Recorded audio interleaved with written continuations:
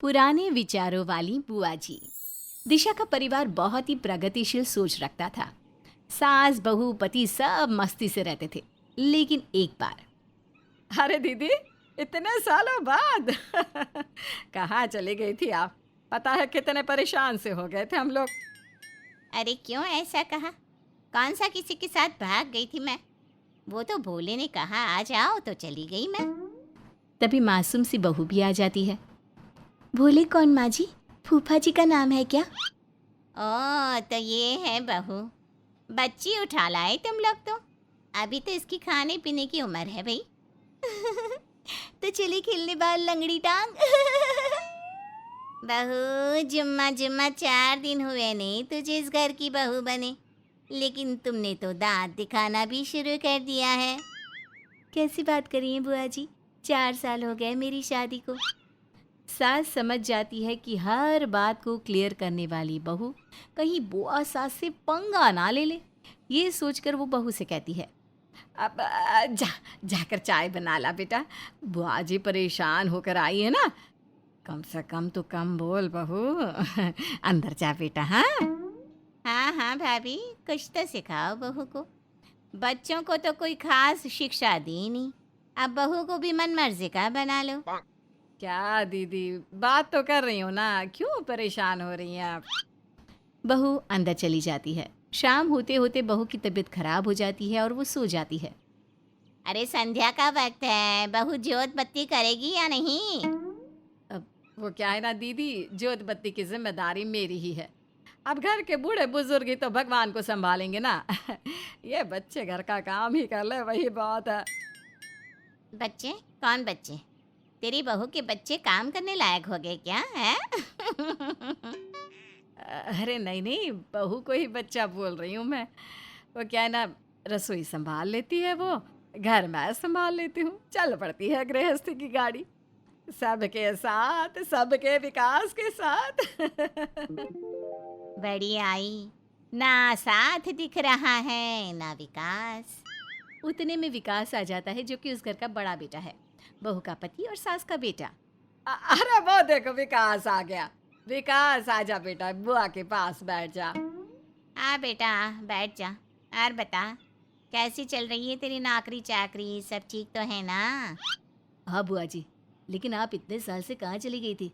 सब कितने परेशान है पता है आपको? हाँ हाँ, क्यों नहीं, सब जानती हूँ मैं। वो क्या है ना, ईश्वर के चरणों में ध्यान लगाने के लिए चली गई थी मैं।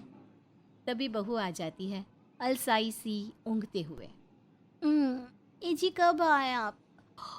रुकिए मैं चाय लाती हूँ आपके लिए।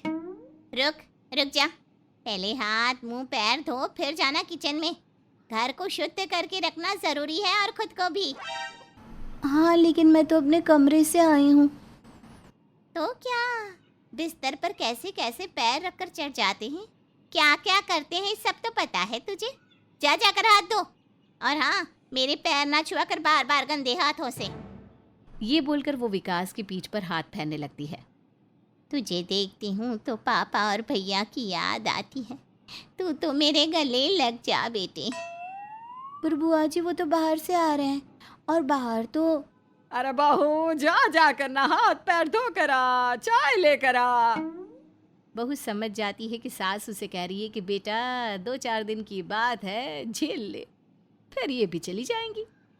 बहुत चपर चपर चपर जबान खुलवा दी है तुम लोगों ने इसकी। अरे इतना कौन बोलता है जी। खैर, हम लोगों को क्या है, जीवन भर तुम लोगों को ही झेलना है ऐसी बहू। बेटा, किसी ब्याह लाया तू? विकास भी चुप रहता है। उसे बुआ की आदत पता होती है कि कोई भी बात उन्हें बुरी लगी तो बुआ घर आना जाना सब छोड़ देगी। उधर बहू की तबीयत खराब हुए 3 दिन हो जाते हैं। एक दोपहर, बहू, आ बहू, जरा बुआ जी के लिए खाना तो लगा दे बेटा। हाँ माँ जी ला रही हूँ।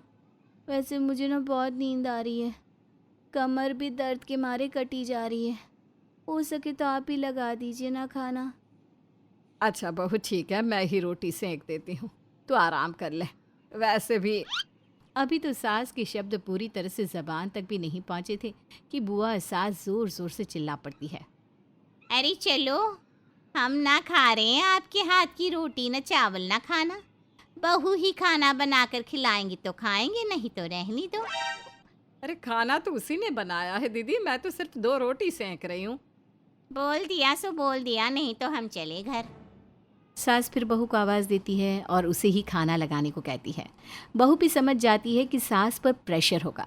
वो फटाफट किचन में जाती है और खाना बनाने लग जाती है। तभी सास की फिर से आवाज़ आती है। बहू, वो क्या है ना, तेरी बुआ को मेरे हाथ का आम का अचार भी पसंद है, तो वो भी रख देना एक एक।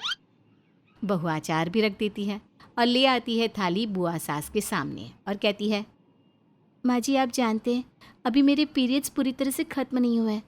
आप प्लीज़ मुझे अब सोने दे, मेरी कमर टूट रही है। हाय रे, जैसे ही बुआ सास ये सुनती है खाने को थूक देती है।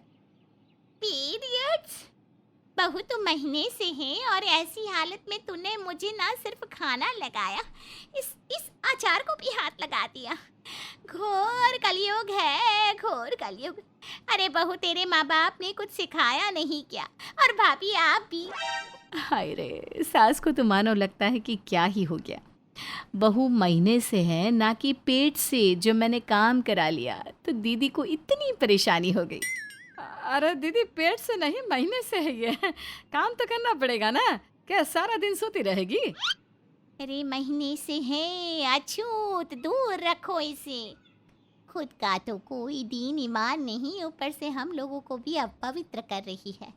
पता नहीं कैसे कैसे माँ बाप होते हैं जो लड़की को बिना पढ़ाए सिखाए भेज देते हैं। अरे भेज क्या, मर देते हैं किसी के सर पर। बहू बहुत दुखी हो जाती है। शादी के बाद से वो पति के प्रेम में ही अपने ससुराल में रह रही होती है, उस माँ बाप को छोड़कर जिसने उसे पलकों पर बिठाया। लेकिन आप सोचेंगे कि इसमें क्या बड़ी बात है। हाँ, लड़की को ये करना ही होता है।